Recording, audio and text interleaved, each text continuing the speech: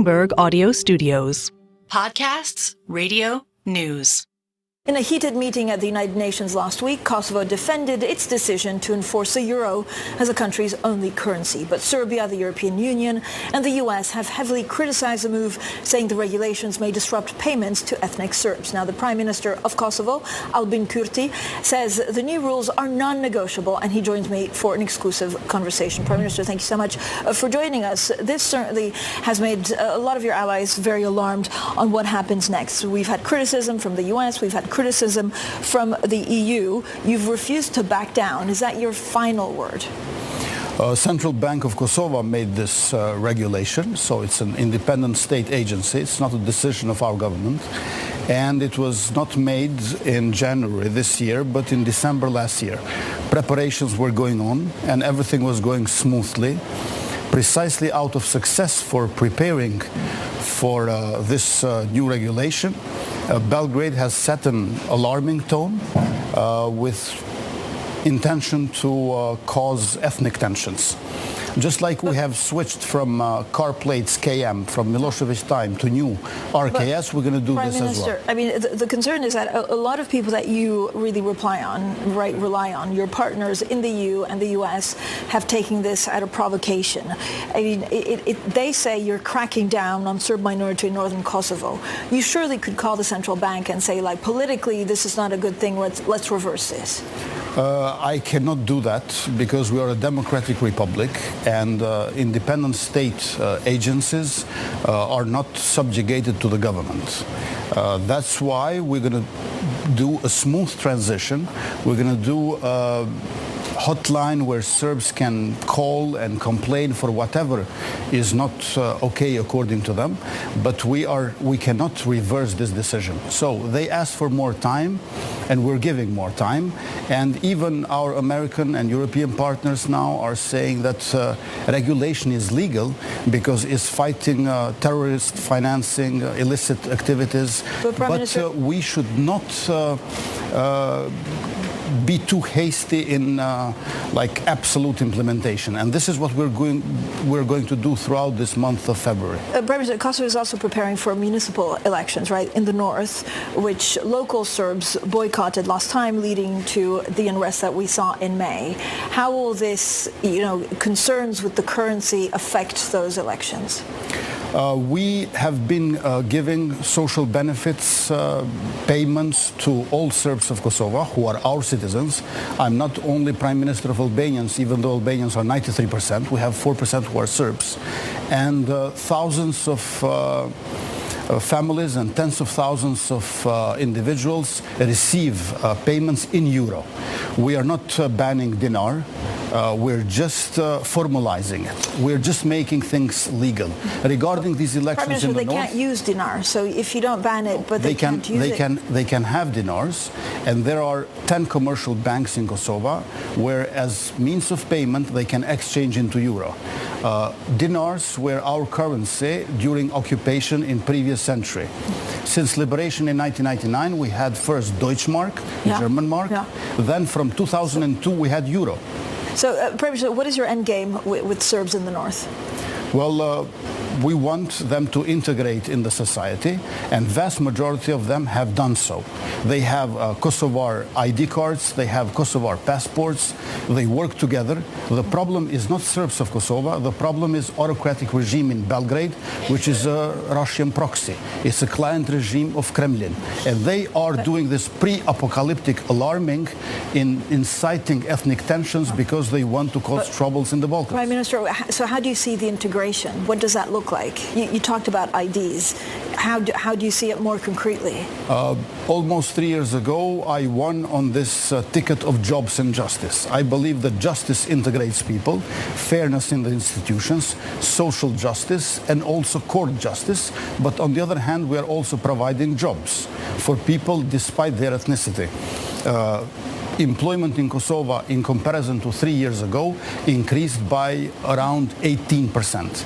And that's why we want all communities to benefit from the economic growth of Kosovo, which is over 6% of GDP in average in these last 3 years. Prime Minister, a number of international backers, of course, have already withheld aid because of some of your actions. Will you continue to do this despite economic repercussions?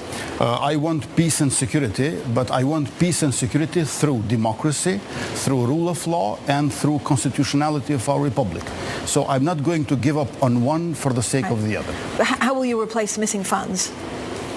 We are giving all our financing programs and social benefits, healthcare grants for education, for pensioners, for retirees, to all Serbs, just like we do for the Albanians.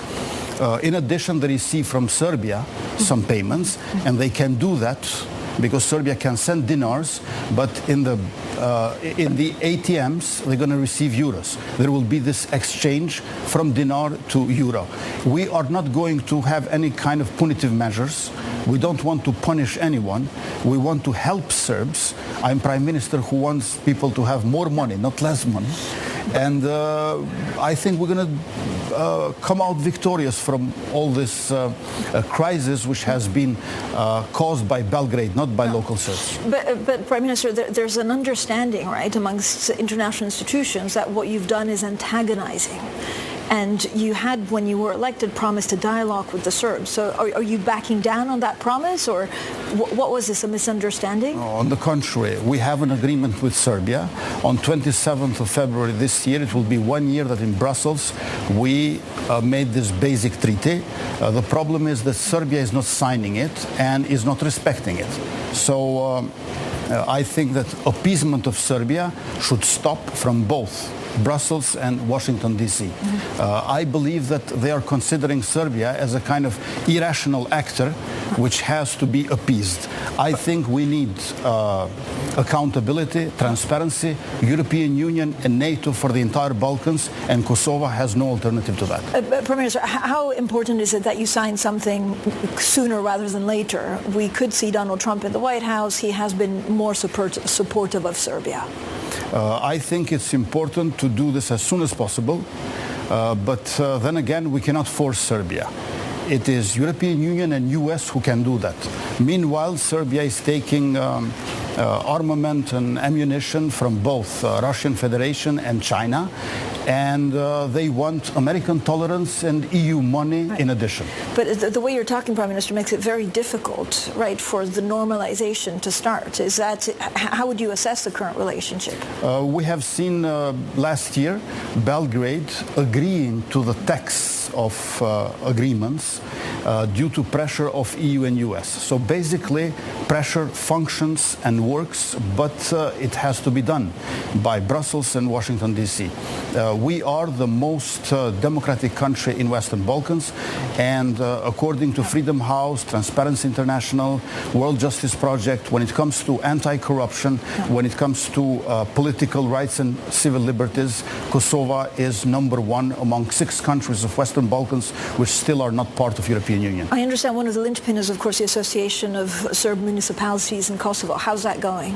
That is now turned into so-called self-management of Serbian community, is Article 7 of basic treaty that we have done last year.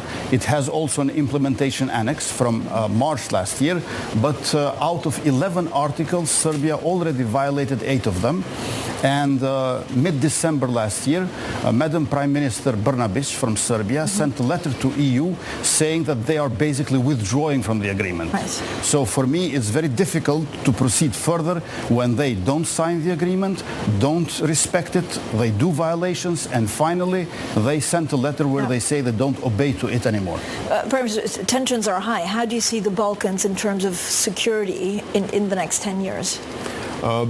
We wouldn't have these tensions if we would have de facto and de jure recognitions among all the countries. Serbia recognizes de jure Montenegro and Bosnia and Herzegovina, but not de facto. On the other hand, they do recognize us de facto, but not de jure. We need all the region into EU, into NATO, but for this reason, Belgrade has to put sanctions to Russian Federation and adhere to Western democratic values. But Prime Minister, do you accept that maybe the dinar situation that you say the central bank has put in place is not ideal timing? No, I think that it was long overdue. We need to legalize banking and financing. All financial institutions must have their own license from our republic, and that's what we're doing. So there will be no more sacks with cash dinar coming from Belgrade to Kosovo to destroy political pluralism and to finance terrorist organizations who killed our policemen on 24th of September last year. Some institutions say that the timing is not perfect, but Prime Minister, thank you so much for your time, of course, for coming on Bloomberg with us. That was Albin Kurti, the Prime Minister of Kosovo. This is Bloomberg.